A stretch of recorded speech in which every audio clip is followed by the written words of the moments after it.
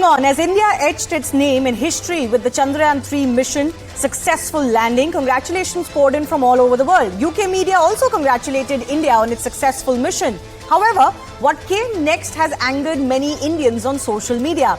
The British media opined that UK should immediately stop the aid that it gives to India, and New Delhi should even return the £2.3 billion that have come to India as aid from UK.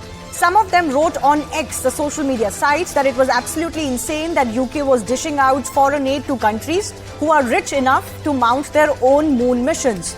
Following this, many infuriated Indians on X reminded UK citizens of the $45 trillion loot by the Britishers during the colonial era.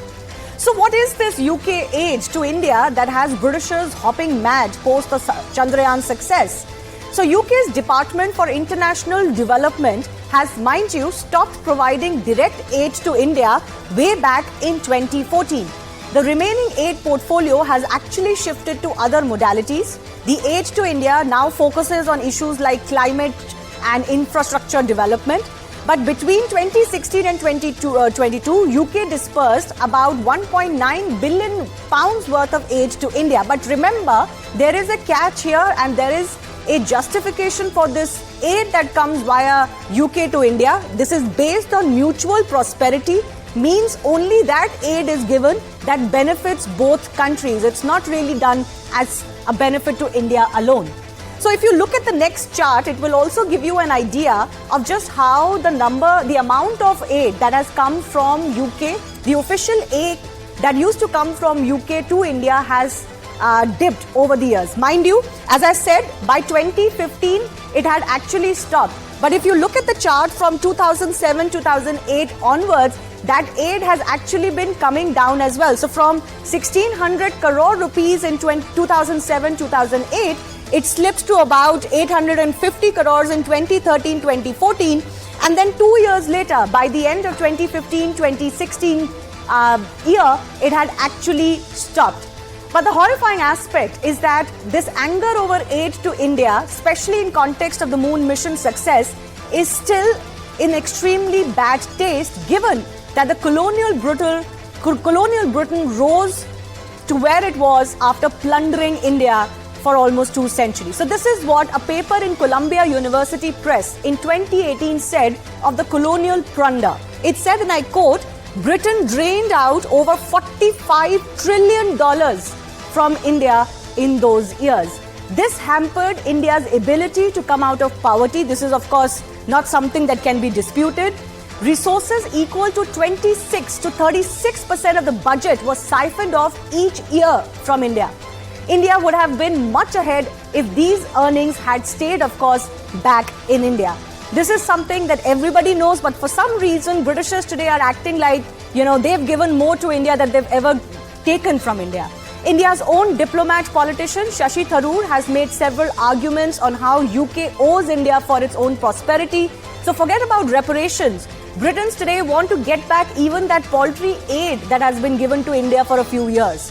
So this is what Tharoor has argued. India's share of the world economy dropped from 23% to 4% under the Britishers.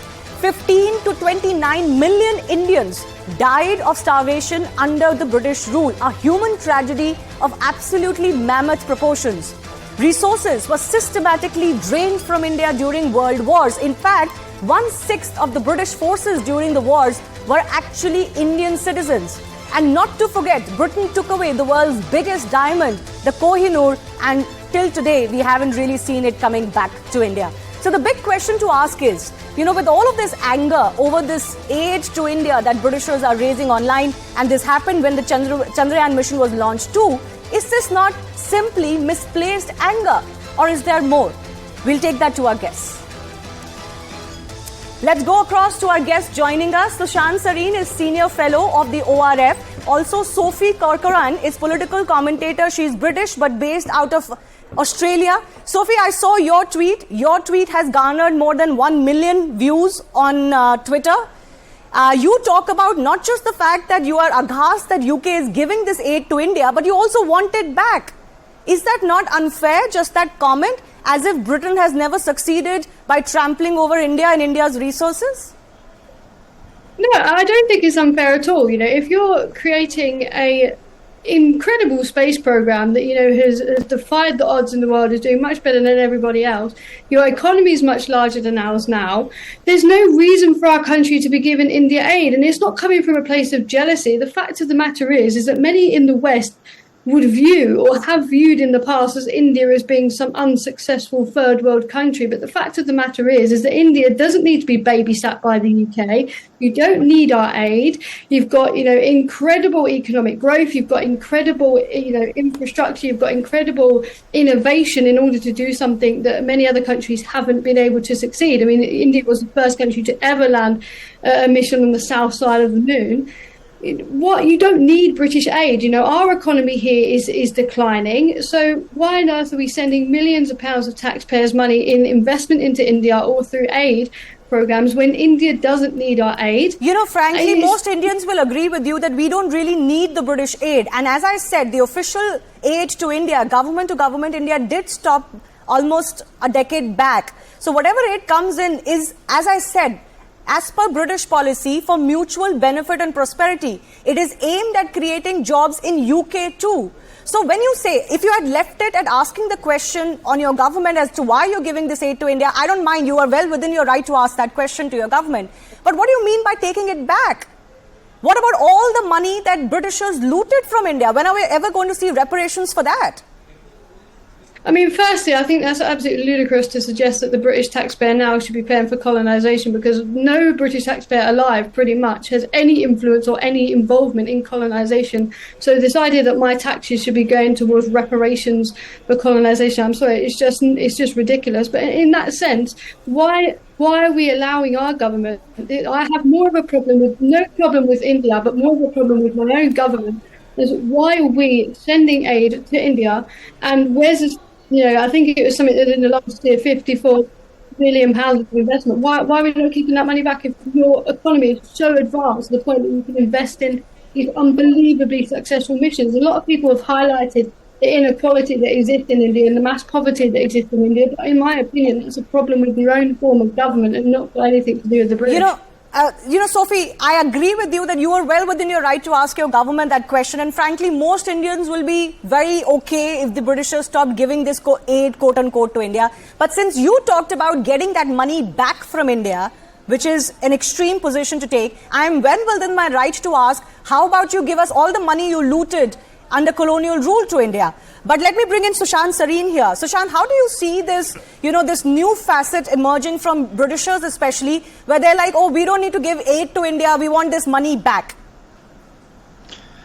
Shivani, I treat it with the kind of utter contempt this kind of talk deserves. And it's not just coming from these white racists in Britain or Australia or wherever else.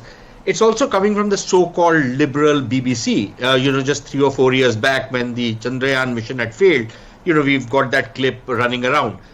So this disparaging attitude and this sneering attitude which these Brits have, is just too galling. But on the most substantive issues, number one, the government of India way back, I think in 2011 or 2012, under the Manmohan Singh government, had told everybody around the world, we don't want your aid. Yes. Okay? The Brits were not doing us any favor.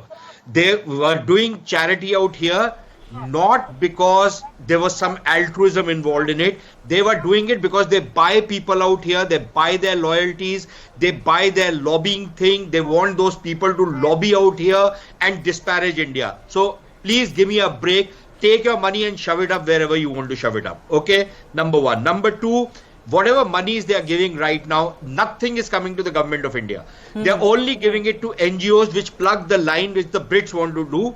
And there is some of it which is going into business houses because they are trying to create markets and trying to create synergies between Indian businesses and British businesses. And the British themselves acknowledge that this money is being given because it creates jobs in Britain, it creates markets for Britain, and they're actually profiting from a lot of this money which they're giving to private sector people. The government of India is not taking a damn thing from these guys.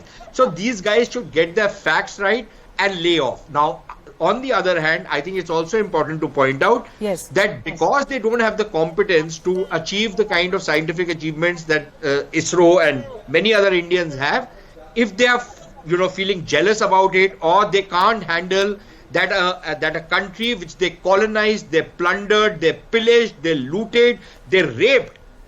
If those people are rising back and achieving things which these guys can't achieve, and they're going back into the dark ages, learn to handle it, deal with it.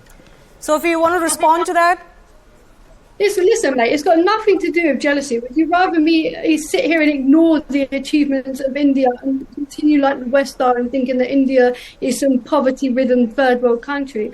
Or do what I like I've done and say India doesn't need aid? Of course it doesn't need aid, because you're a successful country, you've got a massive economy, you're achieving massive economic growth, and you're achieving extraordinary scientific invention. It's got nothing to do with jealousy, pointing out the fact that India has been a highly, highly successful country. But that is why India does not need our aid. And I think people, we're in agreement in a sense that this idea that we should be sending any form of aid to India is disrespectful, in my opinion, firstly to India as well, because you don't need our aid, you don't need the British people, and we as British people with an economy that is facing its challenges don't need our money being sent elsewhere to countries like India. Yes, but Sophie, don't you think that it's important to talk about that in the context that it deserves? For example, this thing coming up as anger on social media by the social commentators in Britain because of Chandrayaan is misplaced.